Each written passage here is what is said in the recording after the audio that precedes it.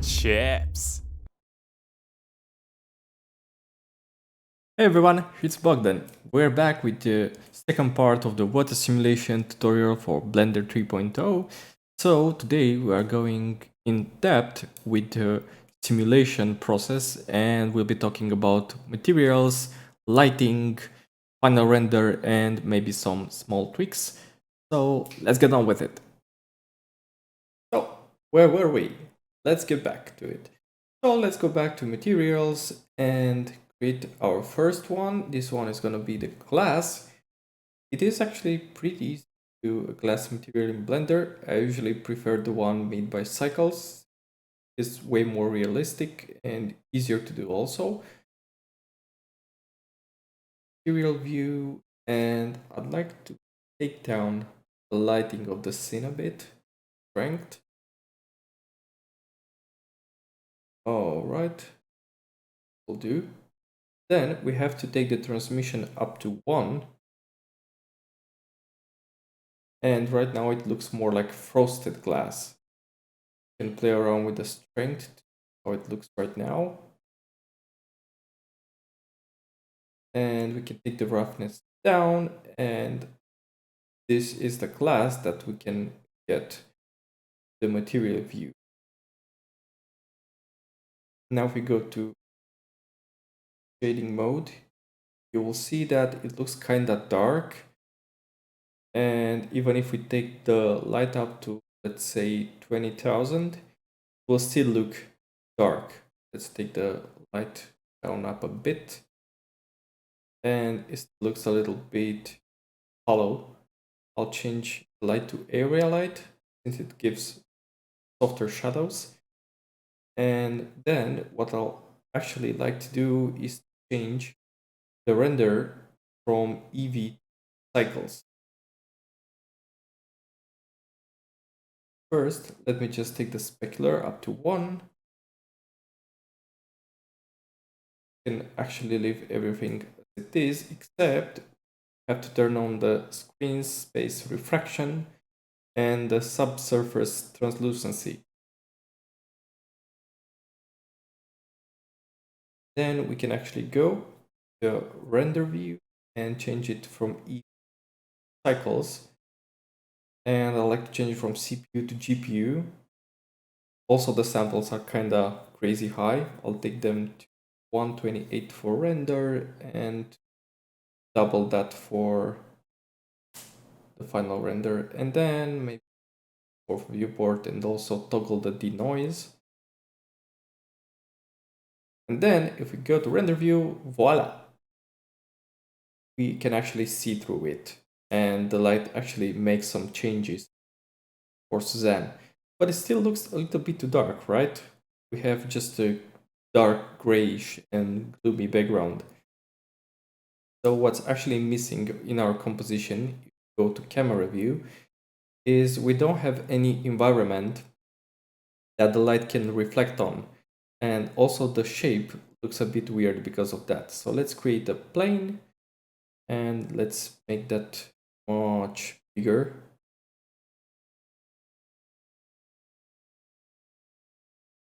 About this size. And let's take plane down under Suzanne. Front view, take the plane right about here.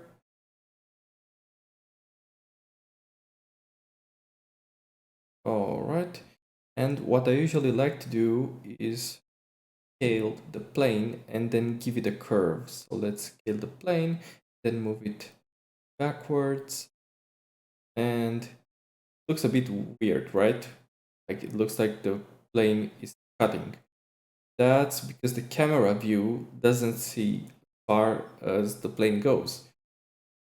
So we'd like to go to the view and change things up for the camera. Let's go to the camera settings and go to end. You can take that much further than 100 meters. And as you can see, now we can see the rest of the plane. About 2050 fine for our composition. And now we also have a nice shadow. But let's make the curve for the plane. We can go in edit mode by selecting the plane and tab edit mode, and then we press Ctrl R, make a loop cut, and then we can leave it right in the middle. That's just fine. You could actually make more cuts if you'd like, but I don't actually suggest that. You can do that a bit later. So right now I'd like to get the corners of the plane that are far back by going into vertex mode, and then we select these and we take them up.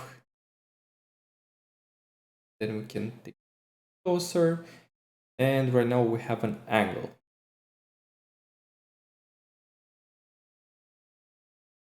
Now press that face, Ctrl R, that segment, you can make loop cuts on it and it just curves naturally.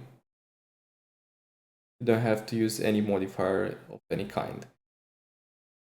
Let's press shade smooth. And then if we go back, normal view, we can actually see the background that we've created. And we have to make some slight adjustments because of the camera position that we have. Let's make it larger. I don't want the background to be seen actually, so here, and that looks just fine for the camera angle. And right now, if you go to render view, well, we have something else definitely. The light is actually way too close to the model right now, and that's why the shadow is so huge. So let's take the light up a bit, and then maybe give it angle. So that's how it looks right now, without any special materials on it. You can actually make the changes for the light from top so that you can get the right positioning for the shadow. And you can always make the shadow a little bit more soft, or maybe make it as clear as possible. It really depends on what you want to achieve. And I'll duplicate the light and position, change the angle, and now we have a nice and cool effect of overlapping shadows.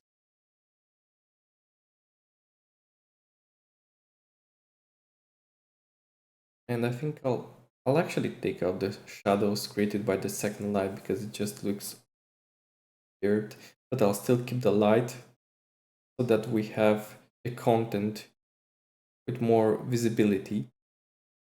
And then our water right now is having, well, the basic material of white. Doesn't look well. So we actually want to make the water look, well, like water, right? You can actually make it to look like maybe radioactive goo or maybe honey. It really depends on what you choose, but be careful because those have different viscosity and you have to remake the whole simulation all over again.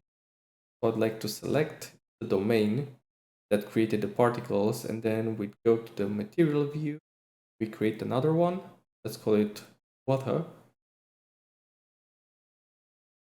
And what I actually like to do for water, besides making it transparent and give specular of 1, roughness 0, maybe you can give it a little bit of roughness, but I actually like to give it a bit of color.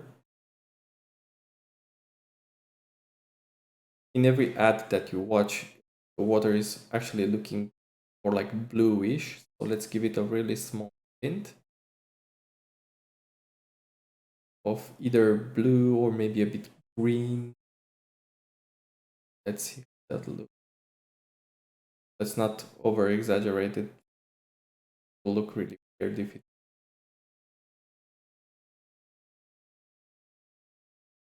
less.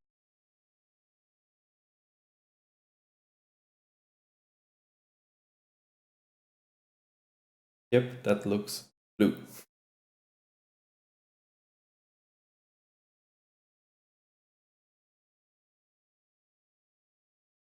A tiny less saturation.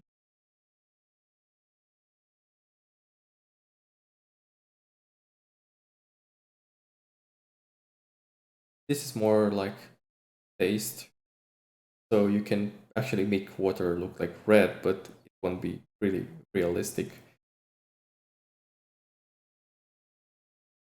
What we can actually do also is give it a transmission roughness, so that maybe your water has some sediments to it, or maybe some internal stuff in it, but you can just scale that as you want.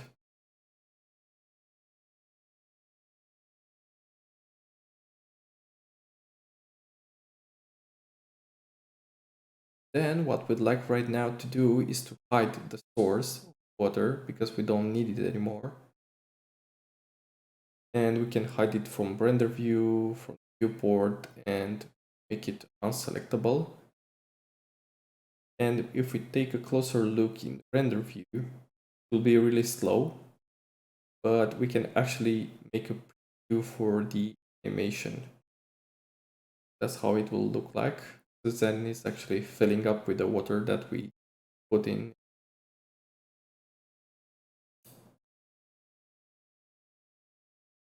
And let's make a test for a static render. Okay, so this is how it looks. We could actually also give a material for the background. So depending on the color that you choose for the background, the fact that we have transparent materials will also affect how the lighting works. So if we give it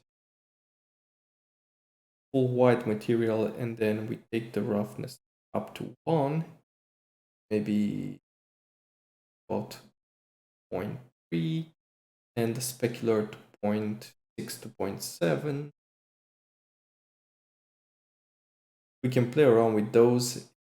Maybe if we want to make something look like Candyland, you can give it a pink, but I'll also go for something bluish because the theme is water.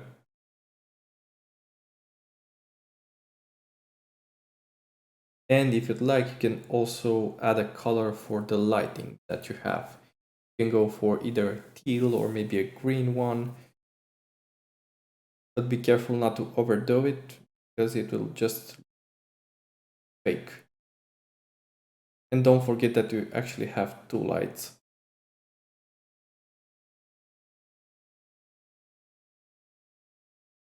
We could also change the value of the light. So we can take the second light 10,000 instead of 20,000 watts. And it will shade a little bit differently. Don't forget that we have a preview right now, so we don't have the subdivision surface that also affects a bit our final render. And you can play around it as you want. You're really not limited only by your imagination. You can also play around with these samples. I chose to go for 256 because that's just about enough to get a good quality. And then get your setup right. The render view, as I said, I went for 30 frames per second. You can go for 24. Don't also forget to save your file and be sure that you have enough space in your drive. And then that's pretty much it. We can actually render this out and take a look. But first, let's save another file. I already did this tutorial a couple of times, so I'll be using this plate, and then we can go for the render. But first, let's just something on this light. Looked a bit dark. So right now I'm actually just tweaking stuff around, and I'll also use my own resolution for this one. I usually take up a 2K because that's the size of my monitor and the resolution that I usually use. But most of you will probably go to about full HD, like 1920 to 1080. And yep, this is it. We can actually go and render this one. Here's the final result. This is the water simulation tutorial that we prepared for you, and we hope you enjoyed it. And we're actually working on a couple of more surprises coming up next month, so be sure to check it out and see you next time. Bye.